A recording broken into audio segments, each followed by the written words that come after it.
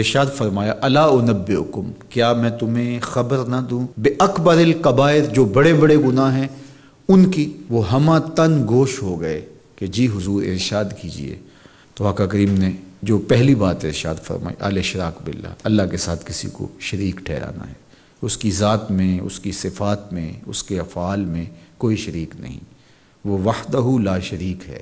دوسری بات حضور نے جو ارشاد فرمائی وہ ہے وعقوق الوالدین، والدین کی نافرمانی۔ امام فخر الدین رازی نے تفسیر کبیر میں لکھا ہے کہ انسان کے وجود کا سبب حقیقی ذات باری تعالیٰ ہے اور سبب مجازی والدین ہیں۔ تو اس لیے گناہوں میں جو بڑے گناہ ہیں، اکبر الکبائر جو ہیں، ان میں سے دوسرا بڑا گناہ اللہ کے محبوب علیہ السلام نے عقوق الوالدین کو بیان فرمایا۔ تو والدین کے ساتھ حسن سلوک کرنے کی ہمیں تلقین کی گئی، اور یہ شریعت اسلامیہ کا ہم سے تقاضا ہے۔ اور ویسے بھی اولاد اگر طبعاً فطرتاً شکر گزار ہو تو وہ ہو ہی نہیں سکتا کہ وہ اپنے والدین کی نافرمانی کرے۔ اللہ کے محبوب علیہ السلام نے ایک موقع پہ ارشاد فرمایا کہ ملعون من سب اباہ، ملعون من سب اباہ، وہ شخص لعنتی ہے جو اپنے ماں باپ کو گالی دیتا ہے۔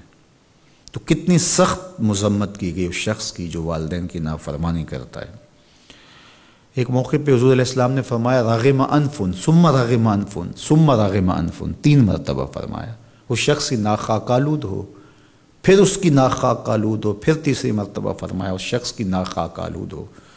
تو قیلا من یا رسول اللہ صلی اللہ علیہ وسلم، عرض کی یا رسول اللہ کس کی ناک خاک آلود ہو؟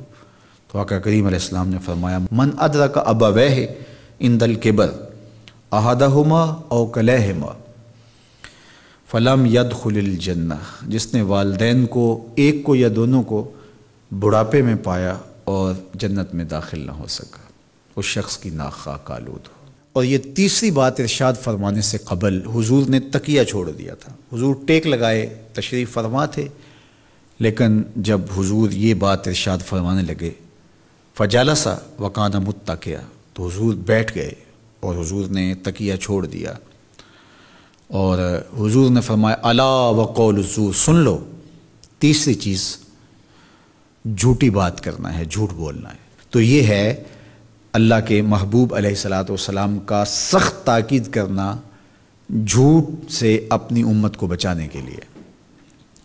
اچھا، یہاں ایک بات رک کے یہ سمجھ لیں کہ جھوٹ بہت بری چیز ہے، لیکن شرک اس سے بڑا گناہ ہے۔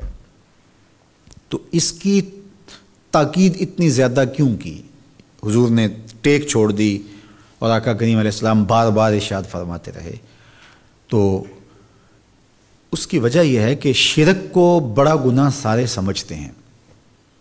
اسی طرح ماں باپ کی نافرمانی ہر شخص سمجھتا ہے کہ یہ بہت بڑا گناہ ہے، اور اگر کوئی شخص ماں باپ کا بے ادب ہو، گستاخ ہو، تو لوگوں کی نظروں میں بھی وہ گر جاتا ہے کہ یہ برا شخص ہے کہ ماں باپ کے ساتھ بدسلوکی کر رہا ہے۔ تو یہ دو گناہ ایسے ہیں کہ جو لوگوں کو اچھی طرح معلوم ہے، لیکن عمومی طور پہ جھوٹ بعض معاشروں کے اندر یوں رچ بس جاتا ہے کہ اس کو عیب نہیں سمجھا جاتا۔ اس لیے حضور نے اس پر خاص تاکید کی اور ٹیک چھوڑ کے آگے بڑھے، اور پھر بار بار ارشاد فرماتے رہے کہ اس کو چھوٹا نہ سمجھنا۔ جس طرح اکبر الکبائر میں شرک ہے، اکبر الکبائر میں عقوق الوالدین ہے، اسی طرح یہ بھی اکبر الکبائر میں شامل ہے کہ کوئی شخص جھوٹ بولے۔ تو جھوٹ بولنا یہ اللہ کی ناراضگی کا سبب اور ذریعہ ہے۔ تقریباً 200 قرآنی آیات جھوٹ کی مذمت اور جھوٹ سے بچنے کی تاکید اور ترغیب میں ہیں، اور سینکڑوں احادیث جھوٹ کی مذمت میں اور جھوٹ سے دامن کو بچانے کی تلقین پر مشتمل ہیں۔ تو اس لیے اللہ کی بارگاہ میں یہ دعا مانگیں کہ اللہ ہمیں جھوٹ کے مرض سے نجات دے، اور ہمیں ہمیشہ سچ اور سچائی کی توفیق سے مالا مال کرے۔